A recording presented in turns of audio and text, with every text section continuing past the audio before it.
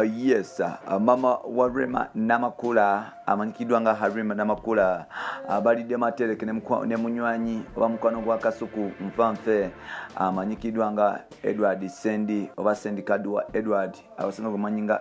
Edi Ssendi oluvannyuma okugamba nti obaoliawo omukyala ntamanyi kuyimba mbwayimba bogas ne ku stage byayimba bowa omukyala yamuzeemu namugamba nti nkusaasidde kubanga oyogera by'otamanyi mutabanyi wange yangamba nti abasajja abampi okusooka okuba nti obaoliawo balabwa balina okuba nti boogera nnyo okushoutinga ennyo sirina biseera byerega nawe omusajja oba akasajja akampi walisobodde okuba nti oneesonyiwa n'okukola ebyo kubanga ate gwe sikumanyi Ssendi simumanyi nnyo newankubadde nga obaoliawo muwulira maybe nga yonakekana akasajja akampi era bwe kaba nke kasajja kali akampi omu ku busajja obumpi obukyasinzeeyo mu Uganda nsuubira akasajja ako nkamanyi nawe wekaba sikeeko Edi Ssendi simumanyi obuzibu buvaawa entawo eva ku online concert yateekebwa mukyala mukulu amanyikidwa nga Alidde Namakula n'abayimbi bonna ab'enjawulo babadde bawa complimentary zaabwe ku shemwe amanyikidwa nga Toka Ntoko ne musajja mukulu amanyikidwa nga Jenkino oba Jenkins Mukasa wano mpola mpola ebigambo byavudde bitandika okuba nti bitambula nga Ssendi agamba nti one of the worst performers on that show ye mukyala mukulu amanyikidwa nga Alidde Namakula era n'avaayo n'agamba nti omukyalo nayimbira ddala bubi wano we yavudde olutalo era nga bingi byagenze maaso n'okuba nti obaoliawo bitambula ne beevuma bino nabiri yes Alidde Namakula yasobodde okuba nti amwanukula bubi nnyo era nga ne Rema teyalutumidde mwana obaoliawo yabadde alina bya complimentingako mpola mpola byetugenda okuba nti kutuusaako naawe osooka okuba nti obifuna obigwenyole tukwaniriza ku mukutuuga fye muganzi ogumanyikidwa nga Uganda Mukamooli amanya eddoboozi bampitantambi Jimso number 1 Chiboya made in Uganda number 1 Chiboya Maxud Junior made in Uganda webali kuba nti otambula naffe webali kuba nti osubscribing webali kuba nti evo beerawo gwatanaba kuba nti osubscribing agenda maaso okuba nti osubscribing tusobola kuba nti tutambula ffenna osobola okuba nti ofuna the right information from the right team yes right information from the right team osobola okuba nti ogifuna naawe osobola okuba nti ogatambuza eyo yonna gy'oli olutalo bwe luli maama wa Rema Namakula amanyikidwa nga Alidde Namakula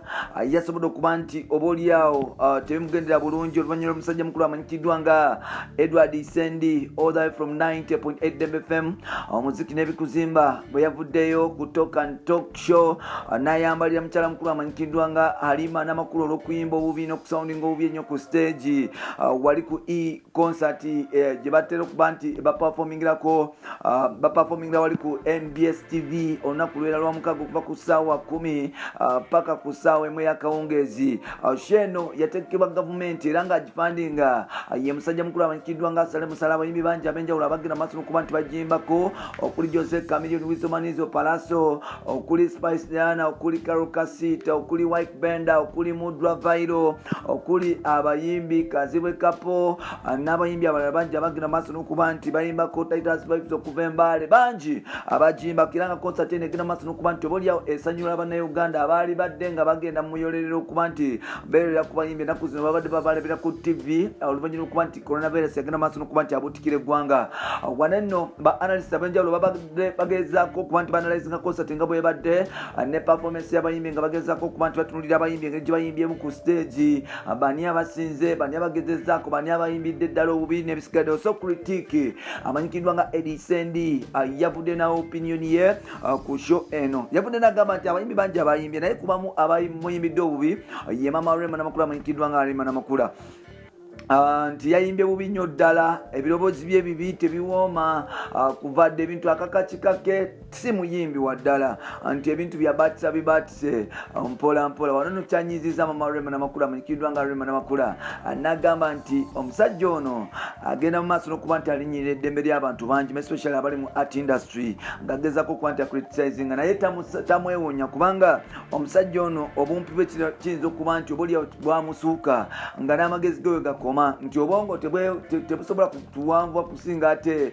natural body kitegeeza nti obongo bw'omusajja ono bumpi ddala. Yavuddeyo n'agamba nti Ssendi mukono gwa Kasuku ate ng'ekkulu yonna nkimanyi mpola mpola. Avudde n'agamba nti omusajja oyo simanyi kyanjagaza kubanga nze all along muwulidde nga njogerako. First of all simumanyi mpozi nga yemu ku busajja obukyasinzeyo okubeera obumpi mu Uganda. Bwe kaba nkekali akasajja akakyasinze okubeera yakampi mu Uganda nkamanyi bulungi nnyo akasajja akakateekako glasses. Akasajja ako baŋŋamba nti kaganda ka Andrew Benon Kibuuka era nga akasajja ako bampulirako omubuuka agendako ne London. Keka akasajja kempulira kagenda e London nga kakikiridde basajja bampi okuva e Uganda. Nabwe kityo ne kakwata ekifo era bwe mu ku busajja obumpi obukyasinze okubeera obumpi mu ggwanga lyattu Uganda. Alima n'amakulu avudde n'agamba nti akasajja akampi kemulaba kagenda mu maaso n'okuba nti obaolyawo kamanyiira buli omu nekerabira nti obaolyawo engalo tezenkanankana. Nze nkimanyi bulungi nti simanyi obaolyawo kuyimba sina amaloboozi ganjawulo nnyo era nga amaloboozi vocals esingo ez'ettabu sizina naye kituuka kupafominga ku stage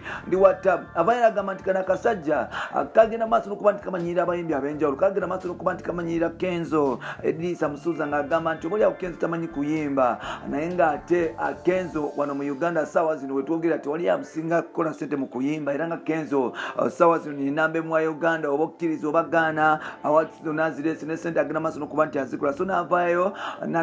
n'awabulamu Edison nti alekerawo kuba nti amuwalampa n'okumanyira bino nno ne Rema temusanyudde. Yavudde n'agamba nti mwalumbanga mwami wange kati muze ku maama wange mwotwagaza ki basajja mwe mwalisobodde okuba nti obulya mutuvaako ne mubaako ne bye mwekolera ebirala kubanga ate naffe tuli bantu ate tulina ebyokola n'ebirowoozo ebirala bye tulina okuba ntulowoozaako si kulowoozaako mwabalina negativity all the time mwali badde nti muva ku maama wange ne musobola okukolako ebintu ebirala. Ssendi tanaba kuba nti abanukula naye agamba nti ye ajja kusigala ku mazima kubanga omuntu oba tamanyi kuyimba oba tamanyi kuyimba tajja kuteekako kazigo ng'omuntu tamanyi kuyimba tamanyi kupafominga ate amugambe nti wayimbye nnyo ddala. Ekyo Ssendi yakiganye n'agamba nti nedda omukyalo oyo ayimba bubi ddala. Byebyo bamutata mikimuso namba nikiboya made in Uganda kuba nti otambula naffe yes mukutu gwaffe guno omuganzi katukomewo nateera.